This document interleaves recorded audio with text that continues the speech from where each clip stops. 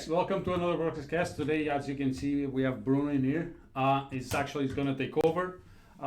You have 5 stages of something to talk to you guys, so you better pay attention. 5 stages All right? of something. So That's 5 nice. stages of something. Oh, of your real estate business. I forgot my glasses, guys. Sorry. So, they're here. That's okay. So listen to this guy, and I will talk to you guys at the end. Okay. All right. So we're going to bring today is something called the 5 stages of real estate business. We're going to minimize our image right now so you guys can see what we're showing you. And there are pretty much 5 stages to any business, but we're going to talk specifically about real estate business and how we are working with you guys, what our vision has been, and in a more concise manner, right? It's not much detail, it's straight to the point. It's going to be a short BrokerCast. But most people, when they start their business, and that's what I'm going to talk about first, when they start their business, they're in what's called a survival mode. Even if you have money, right, the business itself is not generating money. So you're in survival mode. You're trying to figure out what to do, right? Then the second stage is you're in production. Like you got something going on, but it's still not enough to call it the third stage, which is momentum. Momentum already kind of works by itself, right? And then we have growth. And finally, what you really want is to turn this into a real business, and that will be the pinnacle. So let's dive a little bit into each one of them. I thought it was pineapple. Pineapple? No. So in survival mode, as I mentioned before, you're trying to survive, obviously. You still don't have a business in itself. So you are in what's called being reactive, right? Reactive means that things are happening and you still don't know how to handle it, and you're just going at it with everything you have. So you're jumping head first, right? Isn't that how most people go about it? Yeah. So you're not being proactive about your business. Now, you guys know that this is a self-employed business, so thank God you don't have a boss to answer to. You have actually a mentor, and that is your broker of record, right? We do have, we'll talk more about the rest of the structure in a little bit, but that's who you know, it's your primary source of information, right? But your business as self-employed means you are your own boss. And if you don't take action, right, your business is always going to be in a grind. And what do I mean by taking action? We've talked several times about being consistent with what you do, right? You need to invest in your business because it's your business, right? And a few other things. But if you don't have a system, if you don't have a process or any type of infrastructure, then in Portuguese we say, and in English we say as well, that you're running like a chicken without a head, right? Yeah. So you don't know what you're doing, right? And again, that's one of the benefits of having a mentor or having a coach, right? You might be doing 1 or 2 marketing channels, and what that means is that you're either door knocking and maybe buying lists and making cold calls, right? Or you're sending out direct mail, or you're getting referrals and word of mouth, but just 1 or 2 channels, and you're really not consistent with it, right? At this point, finances are a mess, right? So you have no idea, is this for me, right?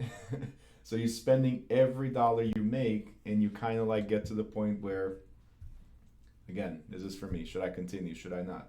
And we see this over and over. I know, you should, but we see this over and over where people give up when they're just so close to unleashing their potential, right? We have a couple of people that after 1 year, 2 years, or even 3 years of just having a license, right? Not being an agent, just having a license, as we have to say, unfortunately. And all of a sudden they wake up and they're like, oh my God, yeah, I got to do this, and I'm going to do it, and that's it.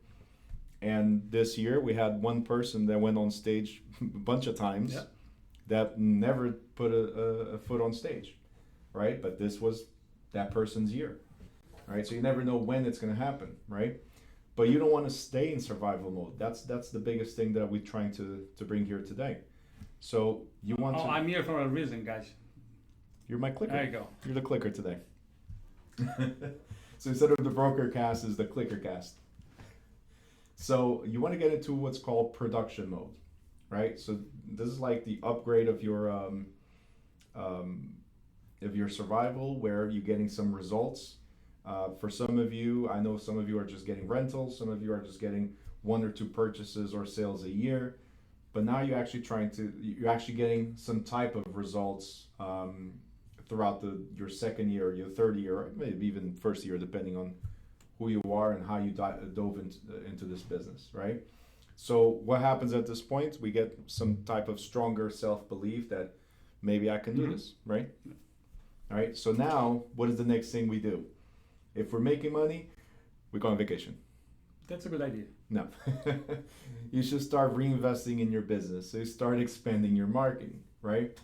The problem is if you're not tracking your metrics, if you're not seeing where you're spending your money and where you're spending your time, you have no idea of where you're going. And in one of the trainings not too long ago, we talked about how somebody made $8,000 commission, and then we broke it down to how much they actually made an hour. And they made a little bit over $260 an hour, I think it was, right? For the duration of that particular deal. Now, unfortunately, we need more deals in order to call this a profitable business, right? But $260 an hour for one deal is not bad at all. And actually, I just walked into this room, and somebody was doing a math, and they made $2,000 an hour, right? So 200 to 2,000, it's like, oh my God, which one do you want to have, right? But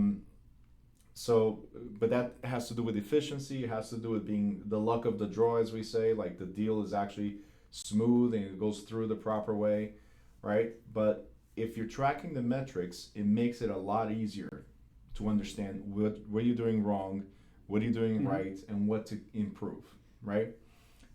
So part of our trainings have been talking about the struggles, the success, and then suggestions on how to improve what you've done before, right?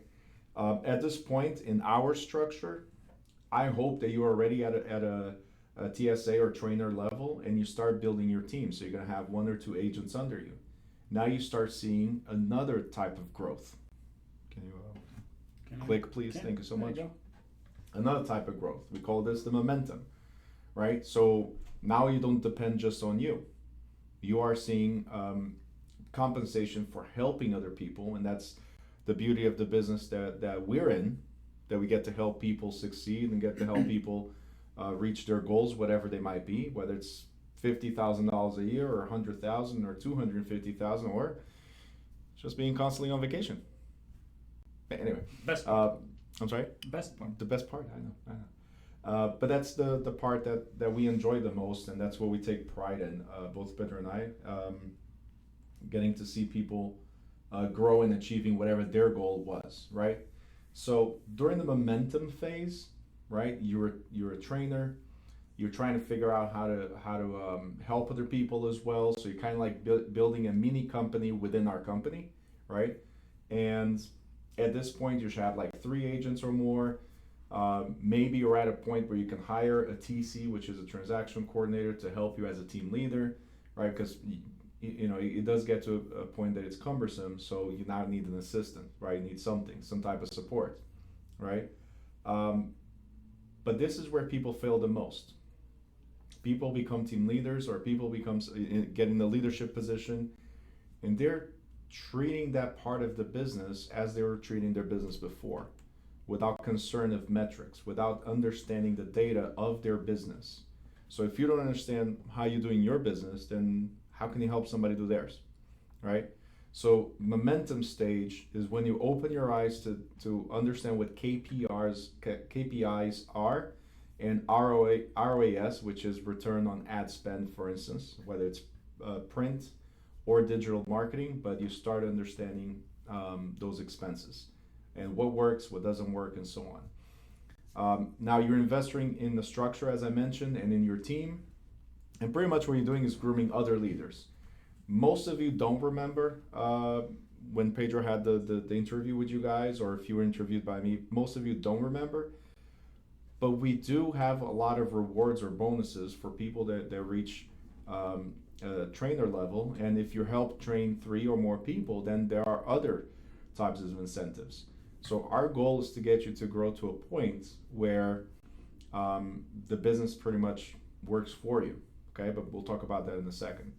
At this point, if you're doing it right, if you groom the leaders properly, now you have stronger finances because you got people working for you, or with you, I'm sorry, and you got your own compensation because you can't stop yet. That's the momentum. You actually, I don't know if you guys ever heard of a black belt in karate or any other sport, but the black belt is the beginning of your journey. Until then, it was practice, it was training, it was understanding the basics, right? Black belt is when you're really like, okay, now I understand what I'm doing and I want to make it better. Pretty much that's what it is. Yes, you can. You almost got a black belt in clicking. Come on, let's go. Stage number 4 is the growth, right? So now that you got that momentum going, now you are a leader, but you're also a key influencer in both your community and within the company, right? And with your own agents and with other agents within the company as well. Now you have a system that you can duplicate where you can help other people, and you are helping the company by recruiting other leaders to the company, right? So at this point, you should have a strong understanding of finances. You should have different ways that you're doing your marketing, not just depend on word of mouth, which is great because it's the best type of marketing that you can get. But for you to reach masses, you need to invest a little bit, right?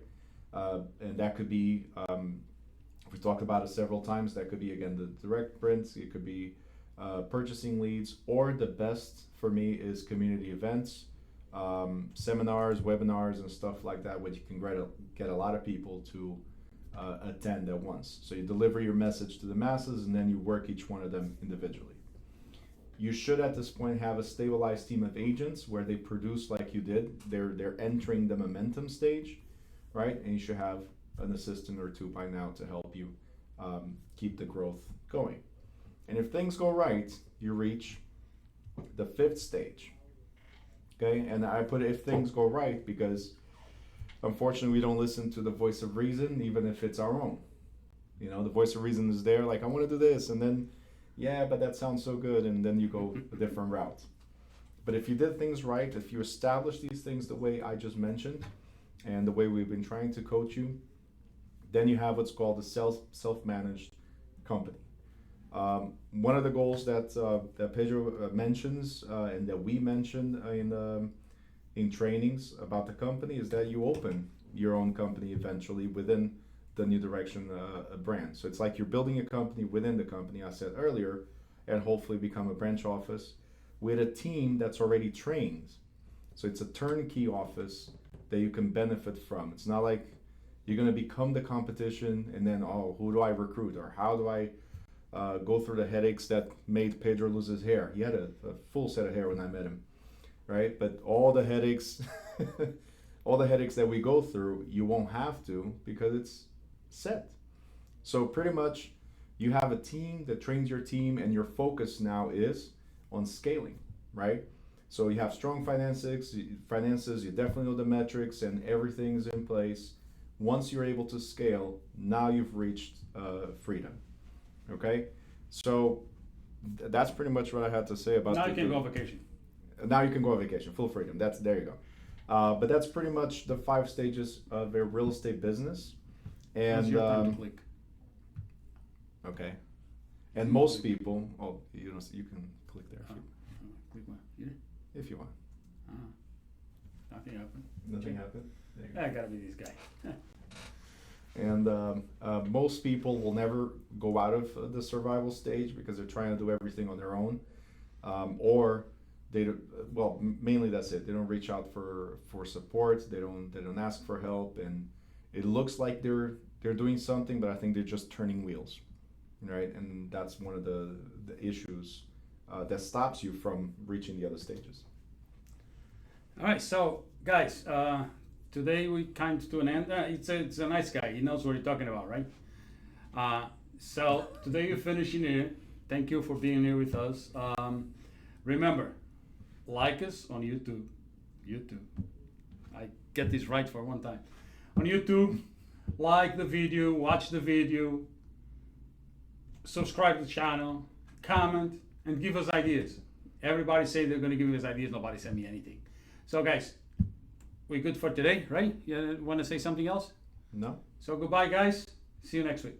Hasta la vista. Thank you.